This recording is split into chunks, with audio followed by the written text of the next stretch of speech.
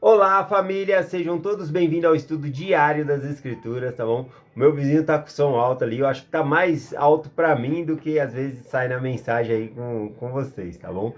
Mas se ele aumentar muito aí, você já sabe que o ambiente não é controlado, então às vezes o som entra aí, um som aí, uma música aí, tá bom? Bom, enfim, hoje nós vamos começar aqui o livro de Primeiro Nef, tá bom? Eu vou ler um pouquinho acima aqui antes, que é o cabeçalho. O cabeçalho, que não está em itálico, ele fazia parte das placas, tá bom? Que Joseph Smith traduziu. Então faz parte do texto original. Então eu vou começar aqui a história, né? Que tá assim, ó. Primeiro livro de Nefe, seu governo e ministério, relatos sobre Lei, sua mulher Saria e seus 4 filhos, que se chamavam, a começar pelo mais velho, Lamã, Lemuel, Sam e Nefe. Bom, gostaria de ter falar um pouquinho do comentário aqui sobre esses nomes, né? O que nós podemos aprender aqui? Bom, antigamente eu acompanhava tinha um aplicativo de uma TV online, né? Que era da BYU Internacional. E lá ficavam os programas, e eu gostava de uma programação que tinha lá, que era o estudo sobre o livro de Mórmon.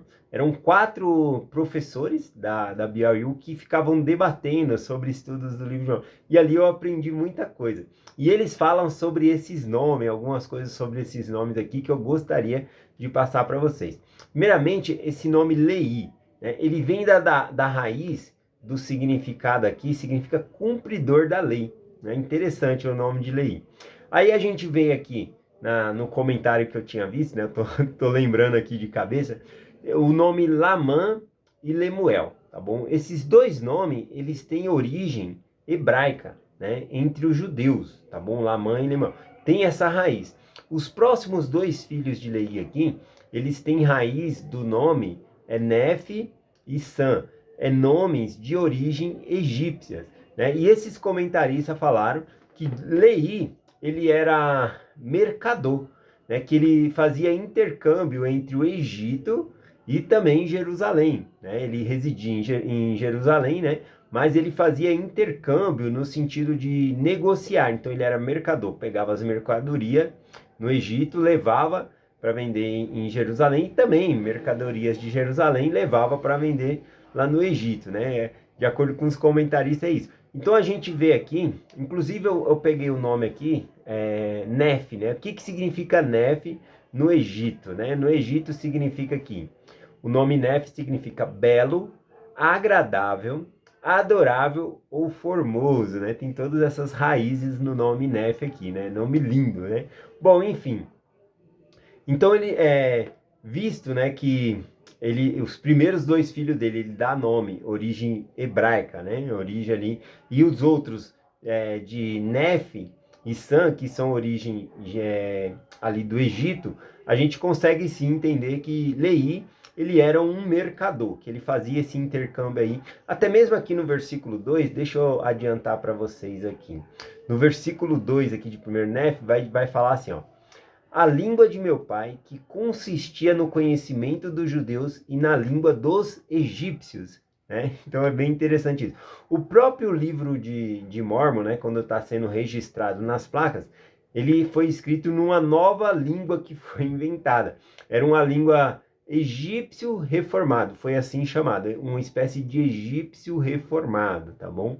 Então, era uma língua bem compactada, né, na qual podia se escrever muitas coisas com poucas palavras, tá bom? Então aqui mostra que Lei, ele tinha conhecimento lá, ele era um homem muito instruído e tinha conhecimento na língua egípcia também, tá bom? Vamos continuar aqui. Depois a gente tem mais um comentário aqui sobre os próximos 2 filhos de Lei, que vai ser no deserto. Ele vai ter o filho José e também o filho Jacó. E aí a gente consegue traçar é, uma, a vida de Lei, a maneira que ele pensava. Por exemplo, ele teve os 2 primeiros filhos dele, Lamã e Lemuel. Depois, quando ele estava mais envolvido com trabalho, negócio de mercadoria, então ele colocou o nome dos filhos deles e com origem, né, de egípcios, né, ali. Então, Nefe e Sam. Só que quando ele é chamado para ser um profeta e ele sai de Jerusalém, né, ele vai para o deserto, a gente observa que ele vai ter mais 2 filhos. E o nome dos dois filhos que ele vai dar ali são nome de profetas bíblicos, que é José, né? O primeiro filho dele no deserto, e o segundo filho ali ele coloca o nome de Jacó também, um grande patriarca bíblico, né? Interessante ver essa linha, né, da vida, né, dos filhos aí de Leí e Sara, tá bom? Vou pular para o final do cabeçalho aqui para depois entrar nos versículos. O final do cabeçalho aqui ele diz: ou em outras palavras, eu, Nefe, escrevi esse registro, né? Então ele está fazendo esse registro para nós. Vamos entrar aqui no primeiro versículo, que diz assim: e eu, Nefe, tendo nascido de bons pais, recebi, portanto, alguma instrução em todo o conhecimento de meu pai, tendo passado muitas aflições. Só aqui, né? Primeira parte aqui falando que eu, Nefe, tendo nascido de bons pais. Então ele fala aqui que os pais deles eram bons para eles, né? Bons em todos os aspectos, porque também os pais dele se preocupavam em dar instrução. O próprio Leí, ele era instruído, tá bom? Ele sabia ler, sabia escrever, ele tinha conhecimento da língua egípcia. Olha só que formidável. E também ele instruiu seus filhos nesse mesmo caminho. Então, eu, Naef, nasci de bons pais, os pais dele eram bons.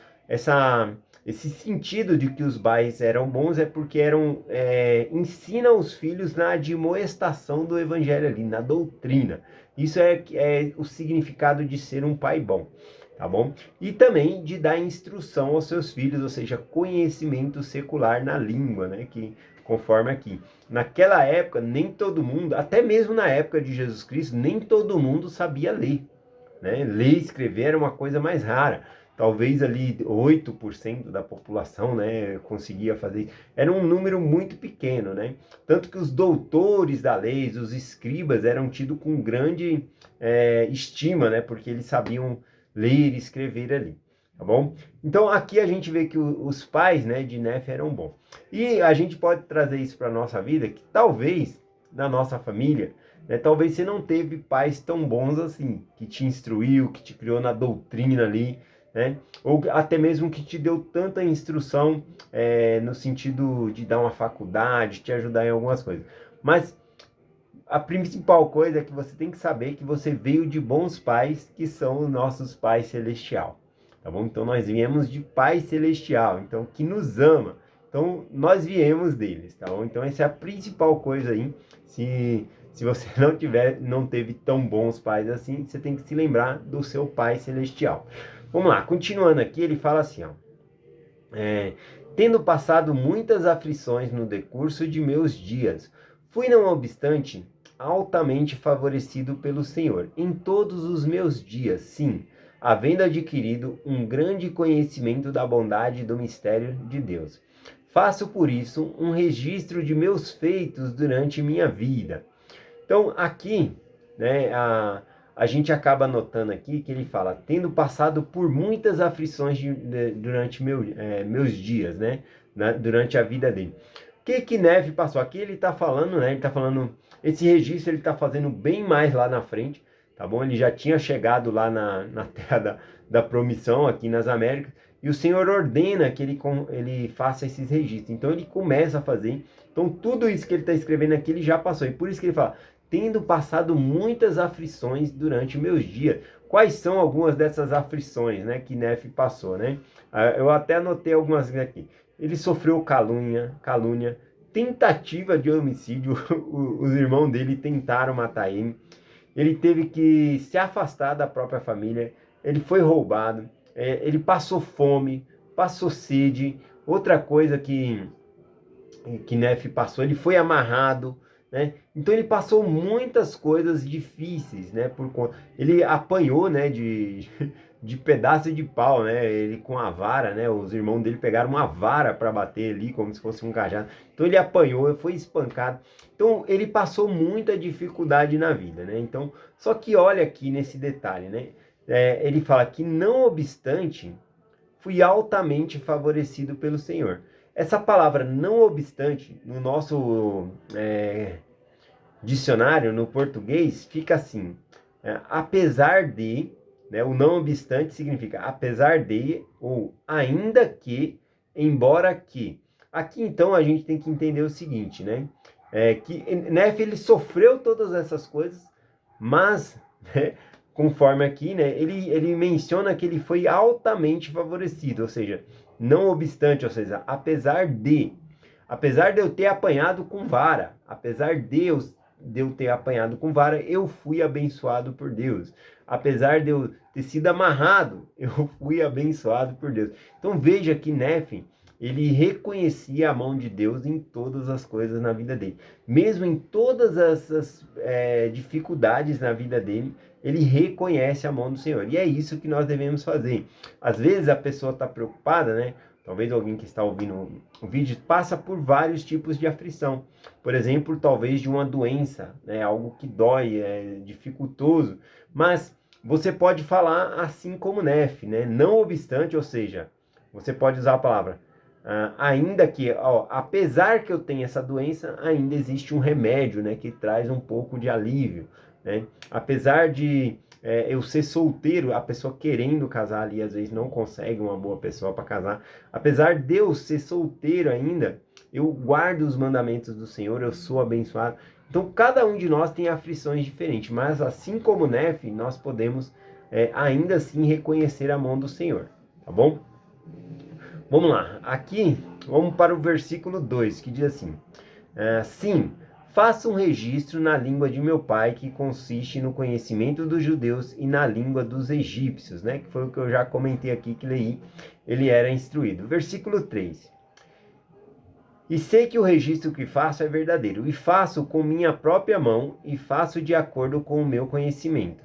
Pois aconteceu que no começo do primeiro ano do reinado de Zedequias, rei de Judá, tendo meu pai Lei morado todos os seus dias em Jerusalém, e apareceram-me muitos profetas nesse mesmo ano, profetizando ao povo que todos deveriam arrepender-se, ou a grande cidade de Jerusalém precisaria ser destruída. Aqui no versículo 4, é uma confirmação, né, para nós do livro de Mórmon, testificando da Bíblia, do que aconteceu. Nessa época aqui que ele está falando, nessa época aqui do Zedequias, né, rei de Judá, quem colocou Zedequias como rei de Judá ali foi o rei da Babilônia. Jerusalém já estava vassalo da Babilônia. Babilônia já havia conquistado ali e havia colocado ali a família de Zedequias, né? Zedequias como rei e a família de Zedequias para cuidar ali e coletar impostos e pagar tributos para Babilônia, tá bom? Pelo registro da Bíblia, a gente vai ver que Zedequias ele vai se rebelar contra a Babilônia e a Babilônia vai vir, né? Vai destruir Jerusalém ali, né? Aqui, né, eu lembro do comentário, né, dos especialistas na BYU falando sobre Nefe aqui. Acredita-se aqui que o Daniel ele viveu na mesma época aqui de Nefe. Só que o que acontece? Acredita-se que quando o rei Nabucodonosor ele pede para levar os melhores, né, para Babilônia para serem treinados, alguns falam que Daniel já estava na Babilônia, né, lá, e Nefe estava aqui em Jerusalém, né? Porém, né, é dito que os melhores mentes foram levadas para a Babilônia. O que acontece? Nefe ele era muito inteligente, a família de Lei era muito inteligente. Então, acredito eu, né, na minha opinião, que se fosse assim, a Nefe também teria sido levado. Então, acredito que Daniel, nesse caso, ele deve ter sido levado com a destruição de Jerusalém. Quando foi destruída, foi levado todos lá e aí foi feita a seleção lá dos mais inteligentes, né? Então tem as duas possibilidades. A possibilidade de Daniel estar lá no cativeiro e a família de Lei está em Jerusalém, ou a possibilidade de que depois que Nefe e a família de Jerusalém saem de Jerusalém, né, que chegam na Terra Prometida, que aí então a Babilônia vem e conquista, né, destrói ali Jerusalém, na verdade, aí ele leva aqueles que eram mais inteligentes lá para a corte, né? Tem essas duas possibilidades aí, tá bom? Então é bem nessa época aqui que está acontecendo esse relato aqui. Versículo 5 diz assim: portanto aconteceu que meu pai Lei, enquanto seguia seu caminho, orou ao Senhor, sim, de todo o coração em favor de seu povo. E aconteceu que, enquanto ele orava ao Senhor, apareceu uma coluna de fogo que permaneceu sobre uma rocha diante dele. E foi muito o que ele viu e ouviu, e tremeu e estremeceu intensamente por causa das coisas que viu e ouviu. E aconteceu que ele retornou para sua casa em Jerusalém e jogou-se sobre a cama, dominado pelo Espírito pelas coisas que vira. E estando desta maneira dominado pelo Espírito, foi arrebatada uma visão, e viu os céus abertos, e pensou ter visto Deus sentado em seu trono, rodeado de inumeráveis multidões de anjos, na atitude de cantar e de louvar a seu Deus. Bom, aqui nós vemos Leí, ele estava andando, a gente vê um padrão aqui de revelação. Leí, ele estava andando e durante ele estava andando, ele estava orando ao Senhor, buscando ao Senhor ali. E aí o Senhor aparece para ele numa coluna de fogo que é colocada sobre uma rocha, semelhante com o que aconteceu com Moisés na sarça ardente, né? A sarça ardente, o fogo ficou na sarça ardente, e aqui o fogo, na verdade, ficou em cima de uma rocha, né? Ao ter essa visão, ele vai para casa e se joga sobre a cama, né? Uma experiência espiritual deste tamanho suga as energias físicas, então ele vai, deita-se na cama ali, tá bom? E aí ele tem essa visão aqui, ele continua o resto da visão na cama aqui. Então a gente vê aqui um padrão. Primeiro, ele orou ao Senhor. Isso é muito bom, a gente pode orar dirigindo o carro, né? Não é para fechar o olho, né? Mas dá para orar dirigindo o carro, andando. Onde você estiver, você consegue estar em espírito de oração, conversando com Deus. Então isso é uma comunicação melhor do que o Wi-Fi, porque não falha, né? É uma comunicação direta que nós temos com Deus. Então a gente vê esse padrão de revelação aqui. Ele orou, né? E também aqui, nesse padrão, diz que enquanto orava ao Senhor, essa revelação veio. Então, veja que era enquanto ele estava buscando a Deus que lhe veio essa revelação. Outra coisa fantástica aqui é pelo que ele estava orando, e era pelo povo. Muitos profetas já haviam surgido em Jerusalém, dizendo que se eles não se arrependessem, a grande cidade de Jerusalém seria destruída, tá bom? E aí, ele também foi um desses profetas, né, que vai mencionar isso, vai profetizar lá, vai ser rejaçado pelo povo, o povo não vai aceitar o testemunho do profeta Leí, né? Mas aqui houve muitos profetas que já haviam falado isso e foram rejeitados. E aqui Leí, ele estava orando pelo povo. Então observe que quando você está servindo, você obtém também as suas respostas, tá bom? Então, algo muito importante é a gente servir as outras pessoas, orar por outras pessoas, como Leí, ele menciona aqui. Eu vou finalizar a mensagem por aqui, né? Já deu uns 18 minutos aí. Colocando a ênfase no padrão para receber a revelação, que é orando ao Senhor e orando também pelas outras pessoas. À medida que você abençoa a vida das outras pessoas, também você é abençoado. Eu finalizei aqui no versículo 9, tá bom? Amanhã eu continuo a partir do versículo 9 aqui com vocês, tá bom? Então eu compartilho essa mensagem com vocês em nome de Jesus Cristo. Amém. Até amanhã.